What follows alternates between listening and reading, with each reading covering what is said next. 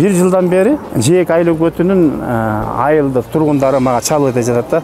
Ушул жерге со стороны мусордун баардыгын келип атат. Ушуну төктүрбөгөлө күндө 5-6 машинадан келип атат деп ошондон башталды бул ишин баардыгычы. Кечкисин бул как местный житель болуп, мен алар менен чогуу чыгып эле өз көзүм менен келип видеого чейин снимать этип, андан тышкары мен мэрияга чейин чалгам. Могу жерге 5-6 машинадан күндө келип атыптыр. Мага не то, что там Жээк айыл өкмөтүнүн тургундары айтты. Кантанта айтып атты. Кантага маршруттиктер айтып атат. Эртең менен саат 5-тен бери маяктан карабайсыңбы, токтоп турган жерин тең агып атат. Сагындысын бартын центрден. Андан тышкары эле дагы эле иш болуп кетти. Медат коттордун баары төйүп кетти. Малдын баары, өлүктүн баары тең төөлүп атат дегенден анан могу жакында биз келдик.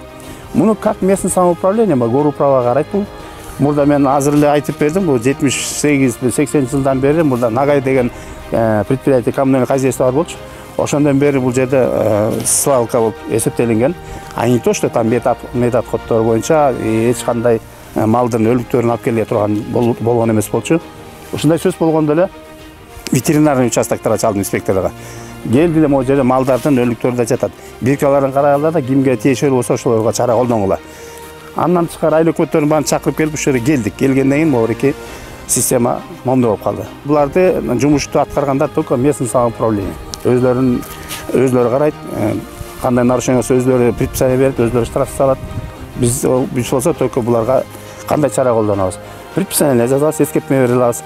Айтып тур могу жерде момдо болоттур деп. Аткарылбаган болсо анда ошондо биз только мэрияга ким буга тиешелүү ошолорго чара колдонобуз. Бул жерде болгон методкоттордун баарын вазит этсин. Чогултуп алып туруп өзүнчө бере турган жерлер бар, жайлар бар. Мен телефондордун баарын данныйларын берейин, ким менен договор түзөт, ошо менен ошо калп барып чыгарып кетсин бул жерге. Медоткоп деген төкпөш керек берге. Эч кандай малдын өлүктөрү төгүлбөш керек.